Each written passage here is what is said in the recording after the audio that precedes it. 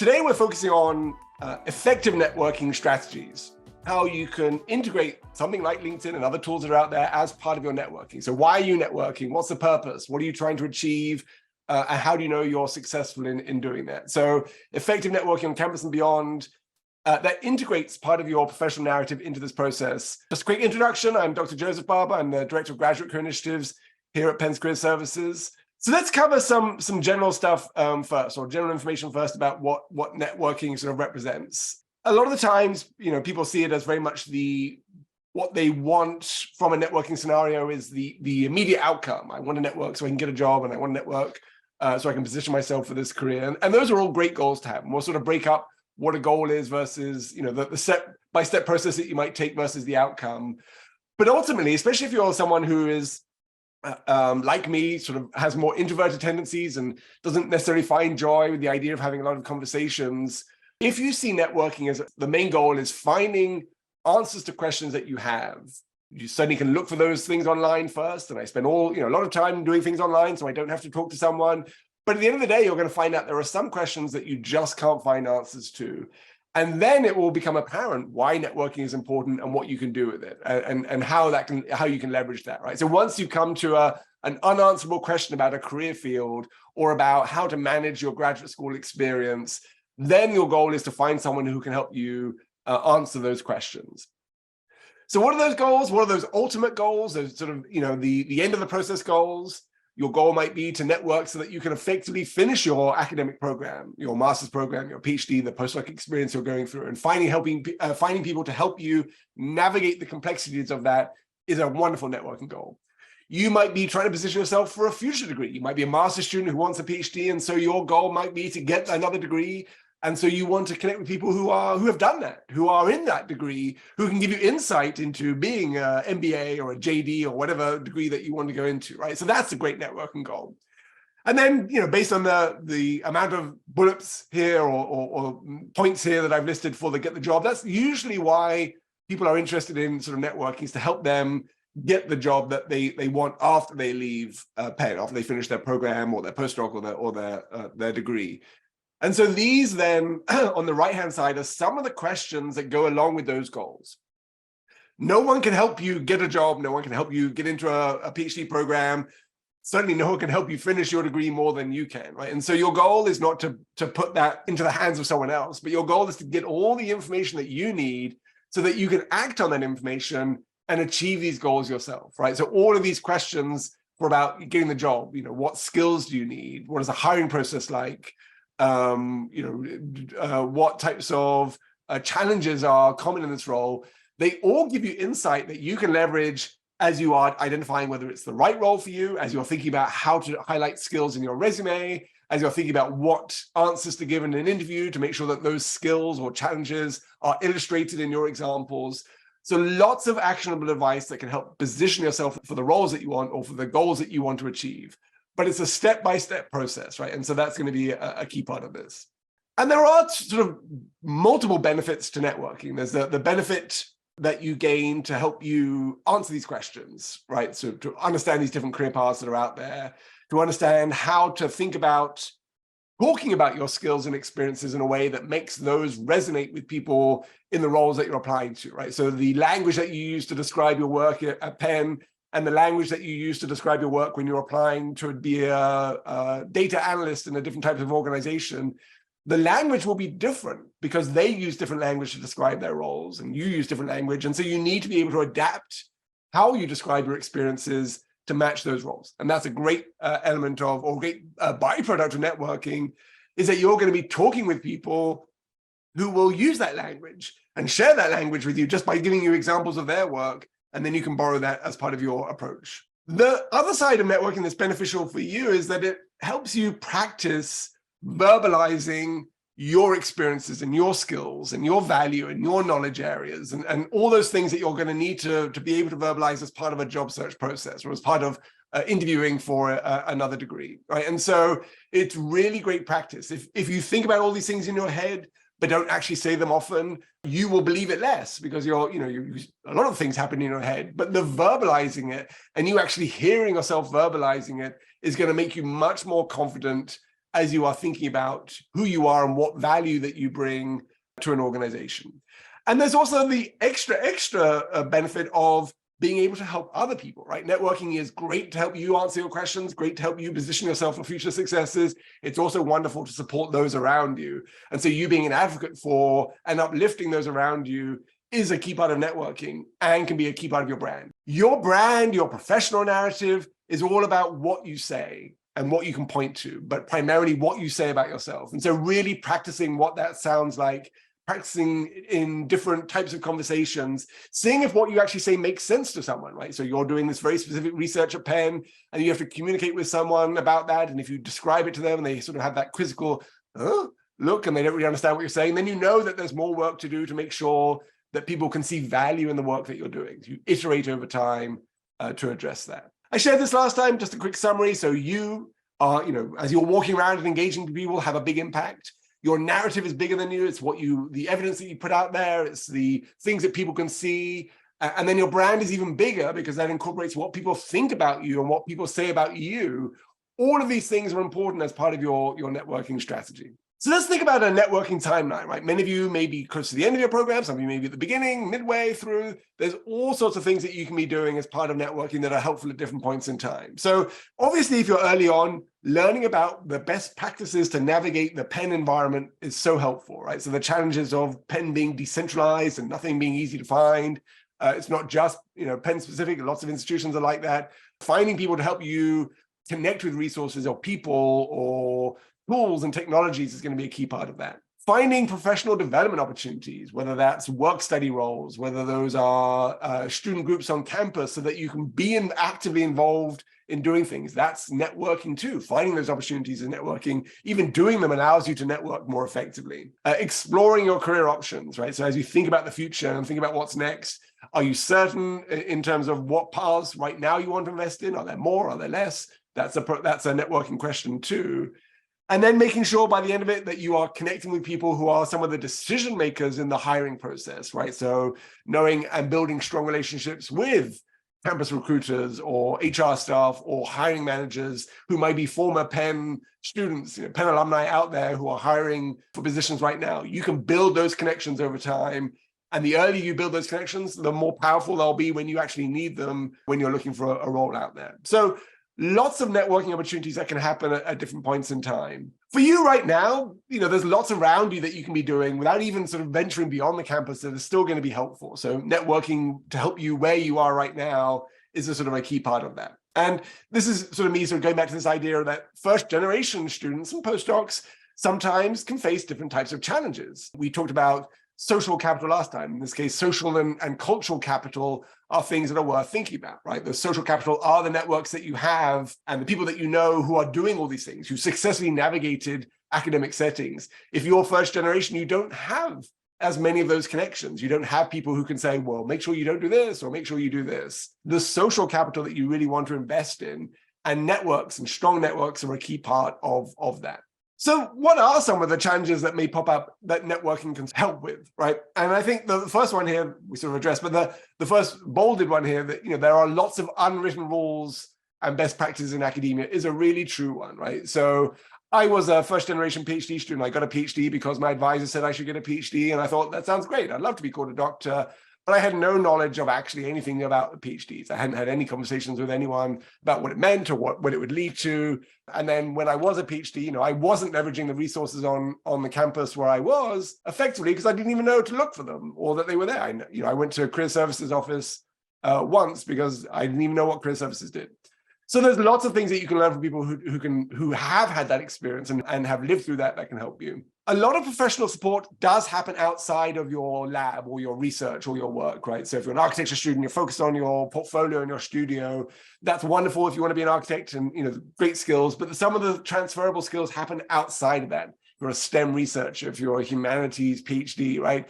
Being able to step outside and find those groups and connections is going to help you build transferable skills and different experiences that you can lean on as you are demonstrating your versatility for the jobs that you're applying to. So making sure that you spend enough time not doing your work, finding those areas of interest outside of the lab or your research is going to be important. And then finally, this idea that no one actually tells you how to network, right? This is one of these weird things about humans, is that we're a very social, highly social species, but we tend not to give ourselves the tools necessary to be successful in our world. So, we're not trained to have difficult conversations with people. We're not trained to network effectively. It's not surprising that people struggle because there's no strong foundation for doing effective networking in many situations. One of the experiences that I had as a PhD student is my first conference. I was in the University of Oxford. My first conference was in Florianopolis in Brazil, or halfway across the world. I had no idea what I was doing at the conference. I made a very nice poster that I enjoyed making because it looked like the front page of a newspaper, and I was, more about communication things and not what I thought were boring scientific posters. That wasn't necessarily helpful for me, but I enjoyed the process.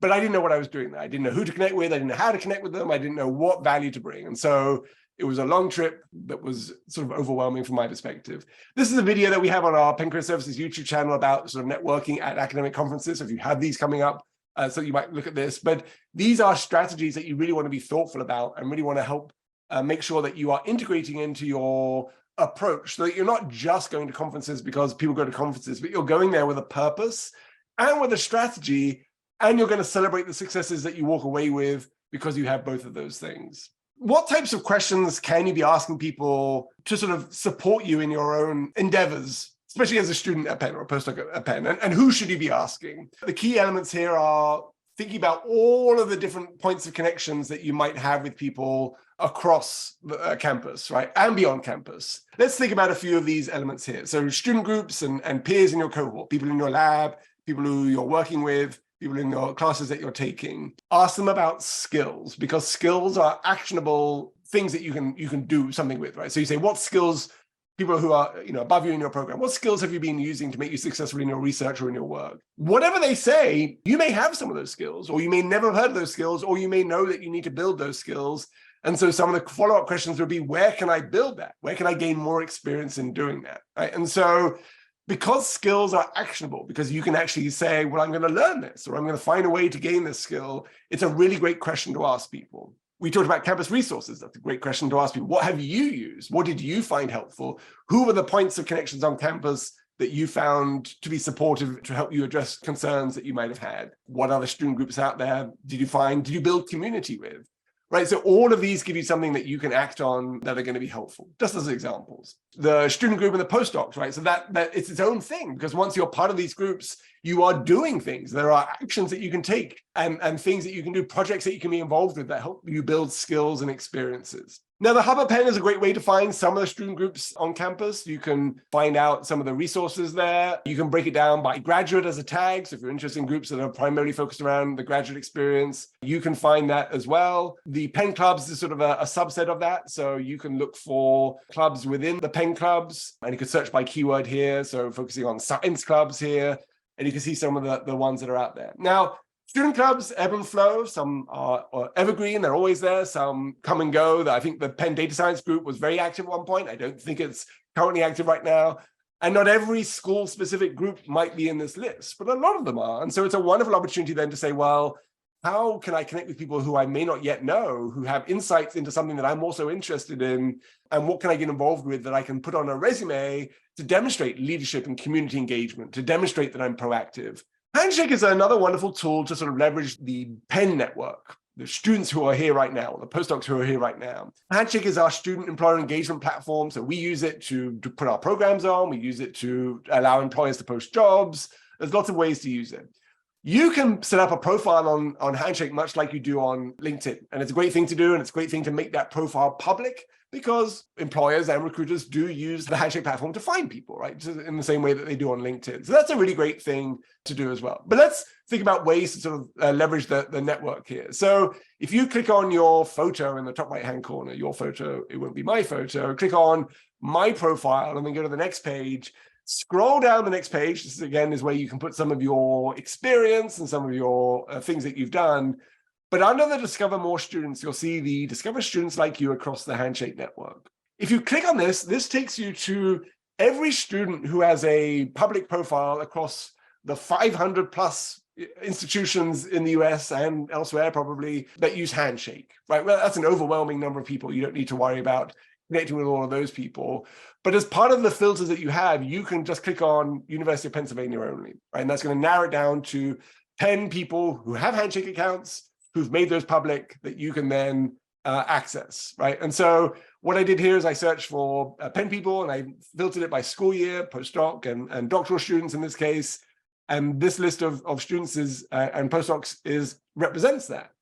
Now I can go one step further, right? And I can say, well, what student organizations have they been with? Maybe I want to find people who can give me insight into whether this student organization is a good one or helpful, or if it helped them as part of their professional identity. So I can search by a student organization to find a subset of people. So maybe BGAPs, and find people who are active there and ask them, is this an organization, that would be helpful to me? Would I find community here that would be supportive? And then you can see for these two people, Hector and Annie, that there is a message tab. You can just message them directly through Handshake, or you find their Penn email through the directory, right? It's very easy there.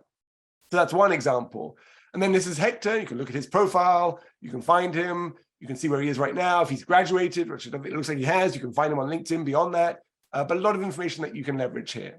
SaskGov, School of Arts and Sciences government, right? Again, you might have to look for multiple variations because Handshake doesn't have a singular definition of these student groups, but here are people who are involved in this. And if you find that valuable, if they found that valuable, chances are you can build strong community there and gain skills that are helpful. So this is Marshall. Marshall has graduated May 22. So you can look at his profile. You can look at the experience that he's talked about, right? This is just good information that you can sort of say, well, can I use some of this information for my narrative? Can I use the way that he described his work to describe some of my work? But I can also find Marshall on LinkedIn because he graduated and now I can see where he is in his full-time role. And I could sort of complete the loop by reaching out and saying, hey, I see at Penn that you did all these things. How helpful were they to get to where you are today, right? What was valuable about some of your student engagement that you leveraged as you were applying for the role that you have right now? Right. So the on-campus networking allows you to answer questions for people who are still here, but it also allows you to get insight into those experiences at Penn that people had now that they've graduated and are in their different roles. So a wonderful way of finding people in that way. Penn alumni from your other schools, obviously those are wonderful networks to tap into, so let's spend a little bit of time talking about that. This is another video that we've done that looks at LinkedIn and another one of our platforms called CareerShift, to begin to explore career fields and begin to explore people that you might want to connect with. So a great video to watch. Before you do any outreach to people who are out there in the world, before you do outreach to people who are in jobs that you might want or in companies that you're interested in, you should do as much online research as possible so that you are making the most of that interaction with a person to ask the smartest questions that you can ask, to ask the most informed questions that you can ask. So all of these resources, these firsthand Vault guides, give you background information into different career fields and industries so that you have the foundational knowledge, right? You don't have to ask someone, what's it like to work in nonprofits? You've gathered some of that information, but you can ask them more specific information about their experience. You can say, I know this. Can you tell me about how you've done that, right? Or how you experienced that? That's a much more engaging conversation to have. So your online research is always the most valuable thing to start off with before you jump in. Part of that online research can actually involve that passive networking that I talked about at the beginning, right? So we have a program called the Career Exploration Fellowship for PhD students. They get connected with host organizations and have a bunch of informational interviews with people from those organizations. And then we encourage them to write a blog post about their experience. All of those blog posts are on the Career Services website. They are students talking about their experiences, about what they learned, talking about interacting with professionals in these organizations where they were. And they all provide information that you don't yet have, right? So there's more than 60 blog posts right now from different PhD students about different organizations. Some of those organizations are on-campus organizations. Some of them are beyond campus organizations. Here's just a list of organizations from the 2022 program. And so if you wanted to learn more about those blog posts, they don't provide all the information, but they provide insight into those organizations. But they also provide you with a person who wrote that blog post, who's either a current student or a just recently graduated student, who you could then reach out to and ask about their experiences, right? Ask who they connected with, ask what they learned. So that passive networking can directly lead to in-person engagement that can be helpful. In addition to those blog posts, our two graduate student postdoc platforms that we have, Beyond Graduate School and the PhD Career Training Platform, both have video libraries of about 170 video interviews on each platform So for Beyond Graduate School, these are interviews with master's students who've now graduated from multiple institutions into multiple careers, where you can learn about those careers, right? So all of these are pre-recorded networking conversations that you can learn from. But they also give you the name of the person. You could say, hey, I saw your interview on Beyond Graduate School. I wonder if I could ask you a few more questions. But you can be a fly on the wall and listen to all of these conversations and learn so much from these videos. Same is true from the PhD career training platform, right? So these are all PhD students and postdocs who've now graduated and are out there doing interesting things that you can learn about. But you always have a name. You can always find them, and you can always leverage what you've learned from their narratives here if you wanted to start that conversation, even if they're not Penn alumni at all, even if they don't have any connection with you, you have a connection through this platform, as it were. So what you're trying to do as part of this networking strategy are what we call informational interviews, where you're really trying to gather information by leveraging the lived experiences of those people that you're connecting with, those people who can give you insight from what they've experienced, what they've learned, what they've seen, what they wish they would have known. Informational interviews are a wonderful way of sort of being able to do that. And the way to operationalize those is to leverage LinkedIn, and in this case, MyPenn, the Penn database, in different ways. If you go to the University of Pennsylvania school page on LinkedIn and click on alumni, you will gain access to a freely accessible, sort of basically interactive database of alums. And you can do this for any institution. I'm not a Penn alum, but I still have access to this in the same way that anyone else does. So even if you're a postdoc, for example, you're not a Penn alum, but you can still access the Penn network because you're part of that Penn community and part of that Penn network. Here I am on LinkedIn. What I'm going to do is I'm going to go to the University of Pennsylvania school page. I'm going to click on alumni. This is what I showed you on the slide. It's going to show me the 192,000 Penn alumni and current students. It says alumni, but it's current students as well. There's 6 bits of information here that I can filter on: where they work in terms of the company, where they live geographically, which is usually where they work, what they do, the sort of the nature of their role. So if you're a student, it might be educational research, but it could be engineering, it could be consulting, it could be lots of different things. What they say that they're skilled at, what they studied, and how you're connected, right? So these are all things that you can basically filter on. So if I was interested in people who worked, for example, in the United Nations, and I see that we have 71 alumni who are potentially in the United Nations right now or have been affiliated with it in the recent past. If I scroll down, these are the people here right now. Some of these are interns, some of them may have been there before, some of them are working there right now, right? So, but they're all Penn alumni, and you can see how you're connected with some of these people there. So that's one example, right? So if you're looking for an employer, you can find who the Penn alumni there. If you're making a geographical move to France, let's say, and you want to leverage the Penn alumni, and you say, well, wouldn't it be great if I could connect with people who share something in common with me in France because I'm going to start a new role there? There's 1,000 people in France who are Penn alumni who might be able to share some insights with you. And they're doing all sorts of things. Some of them are consultants, all sorts of backgrounds, and they're all sort of potentially available for you to reach out to and leverage in terms of the questions that you might have about starting a career in France, for example. So that's another way of doing that.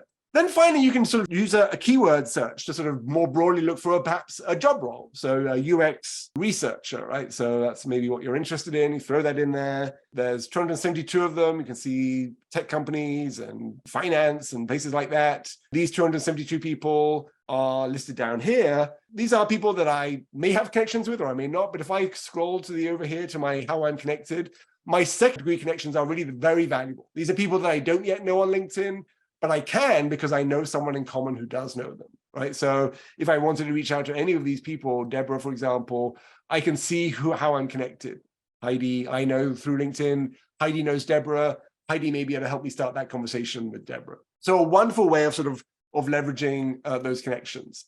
That's the Penn alumni side of things. Certainly you can look at it from a company side of things, right? So if I do Medtronic as a company. So it's the same page here, well, same sort of structure of the page. Instead of alumni, it has a people's tab, and it shows me the sort of the 85,000 employees that they have at Medtronic. Just in the same way that I can look for Medtronic from the Penn page, I can do it from this page too, right? I can put in Penn and find the University of Pennsylvania employees who work here at Medtronic, right? And I could see what their backgrounds are, a lot of engineering, bioengineering. And then, if I look at Jessica's background, for example, scroll down, see that she graduated in 2019, Masters of Science in Engineering. And you can see her background. She's worked at a couple of organizations and now is at Medtronic. So if I could ask her questions about her experience, about how she navigated that, about what Medtronic looks like right now. I could even ask her, she's been there for a couple of years, so maybe not, she may not know any recruiters right now, or the recruiter that you work with may not be working there right now, but anyone who's a recent hire will also know recruiters that they worked with, and they may be able to put you in contact with that person. So that's the LinkedIn side of it. The other one is MyPenn. MyPenn is the Penn alumni database specific to Penn. So fortunately, if you are a postdoc and not a Penn student or an alum, you probably don't have access to this. But for Penn students, this is sort of a similar type of information. You can go to the directory and you can narrow down by different filters, right? So of the 462,000 people here, I can look for the graduate level people. I can look for people who might have a certain industry interest, right? So people who are consultants. And I could also look for people who say that they are open to providing gentle mentorship, right? People who have said, they checked a box saying, sure, I'm happy to share some insights. That's basically what available for mentorship means. They don't want to be your mentor because that's an official thing, but they're happy to provide mentorship, right? So we have a whole bunch of people here, 743 people who are graduates from Penn, got a graduate degree from Penn in the management consulting, who said that they were available for mentoring, right? And if you click on these people, as you'll see there, some of them have emails, professional emails, personal emails, and you can sort of reach out and connect with people in that different way. So lots of ways of doing that. Again, you can also do a keyword search. So if I do UX researcher, since we did that in the last one, we have 20 people with a UX researcher role right now. I can narrow it down to the 14 graduates, so people with graduate degrees, and the people who said that they were available for mentorship at 6. Very nice number, very manageable number. Here they all are. Great way of sort of connecting with those. Don't assume that they're in their roles right now. Go back to LinkedIn and double check, because people will update their LinkedIn profile more than they'll update their MyPenn profile. But the contact information that you can get from this is much easier to get an email from MyPenn than it is from LinkedIn. So you're sort of using your two systems together in that way. My sort of secret to networking that I sort of keep in my mind is, if you make people feel good about being themselves, they will be more likely to help you, right? So if you're engaging with them and making sure that they feel valued for the role that they have, they'll associate that positive feeling with you, and that's a great way of starting a professional relationship. Within this guide, there are examples of how you can start to reach out to people. So, just easy ways to start these conversations. They're not templates per se, but they give you a sense of what it is that you're trying to achieve and what it is that you want to walk away with. Where else can networking occur, right? So we talked about student groups, office hours where you might be meeting with faculty or other TAs, workshops and panels, right? So a lot of our virtual ones may not feel like networking ones, but if there are in-person engagements, you are sharing something with the people who are present, right? You are being able to connect with them because you have a shared interest. Employer information sessions, these are all listed on Handshake. You can sit in on those. You can network with the presenter. You can ask them questions. Asking questions is its own form of networking. The career fairs that you can attend, that's networking. Even if you're not looking for a job, you can attend and chat with an employer and learn something about those organizations. We have graduate peer career advisors at Penn Career Services. These are students that we've trained to do resume critiques. They also have their own experience as students and as people who bring experience with them. And then find a way to network with someone in an ideal world, right? Networking can be overwhelming. There's lots of stuff going on, and there's lots of people that you're meeting, and there's lots of pressures on your time. But find a accountability buddy who can sort of keep you on track, and where you can share things with them and they can share things with you. It's a really great way of making sure that you don't feel overwhelmed, especially if you are someone, again, with more introverted tendencies like I am, where you're always looking for an excuse not to do some of these things. Someone to keep you on track can be helpful. And we can do that at Career Services, right? You can always check with us to keep us updated on your progress. We're happy to help you do that. When you are making connections, right? So on LinkedIn or other places, the goal is to obviously come up with questions first that you want answers to, find the right person to answer those questions, have an engagement with that person, and then keep that conversation going. Don't go onto LinkedIn and start randomly connecting with people that you've never connected with before. There's a low likelihood of success for that. And even if they do connect with you, they still don't know you, so it's not necessarily valuable. So find a way to have a substantive interaction and then build on that with a connection on LinkedIn so that you can keep that conversation going. Make sure that you do remember the names of people that you engage with at information sessions or career fairs, because you can always name drop those in cover letters or even in interviews when you say, I had a great conversation with so-and-so, that was really helpful. Mentioning someone's name that the interviewer knows is going to make you feel more connected to that organization. And then always find ways to keep people updated, right? If they've given you information in a conversation, Tell them after you've looked at that information that it was valuable. You don't necessarily need to ask more questions. You're just following up by saying, I looked at information you shared, right? I had that conversation that you recommended and it was really helpful. Thank you so much. So keeping people updated and keeping your status updated with the information that you're gaining in your LinkedIn profile, in your resumes, those are all things that are going to be valuable too. A little bit then about building the narrative that's sort of going to be based on this, right? So we've talked about the idea that there are skills and knowledge areas that you don't yet have that are going to be important for some of the roles that you're interested in. And so making sure that as you gain those skills, as you identify what they are, and as you find opportunities to gain them, that they become an evident part of your narrative, that's going to be important, right? So learning a skill, but not telling anyone that you have that skill isn't helpful. So making sure that when you gain new knowledge or new skills or new experiences, you do update your profiles to reflect it. You do integrate it into how you talk about yourself. That's a critical part. Making sure that you are adapting your language. So how you define your work at Penn and how you define it when you're talking to a hiring manager are going to be different. And so you need to practice different ways of describing your skills in action that feel relevant to the types of organizations or roles that you're applying to. The more that you hear people from those organizations and in those roles talk about their experience, the easier it is for you to borrow that language as you're describing your experiences. And then making sure that you are identifying transferable skills, right? So in a resume, you might have a leadership and community engagement section. Some industries love it. Consulting loves it, right? They love leadership experience. Research and development in biotech and pharma, they like people to have leadership experience. But those are the things that happen outside of your own research or your own academic work. So finding ways to build those communities where you can illustrate strategic thinking and communication and having difficult conversations and problem solving and managing projects that are not research projects, right? That's the value there. And then integrating that into your narrative. These become your narrative as you do more and more work with that. Again, lots of resources available to you on how to create narratives or how to update your resumes. You could spend all day and look at those types of things. I wouldn't recommend it on a single day, but making sure that you're using those is going to be important. And there's always a few resources to wrap up with for today. So we talked about passive networking. This is a great post that someone came up with about what that looks like on LinkedIn and the small things that you can do on a daily basis that have a significant impact over time in terms of building your understanding and building your network. We talked about the video exploration libraries for the PhD career training platform and the Beyond Graduate School. They have workbooks associated with those libraries. So rather than just looking at 10 videos, you can go through the workbook and begin to pull out from what you've watched the actionable and important information, the insights and reflections that you have. That's going to make the content much stickier in your own mind and much more helpful. So the benefits of the Beyond Graduate School platform and the PhD career training platform are the workbooks that walk you through step by step what you should be doing. And this is just an example of what that looks like, things that you can reflect on as you are learning about people's experiences.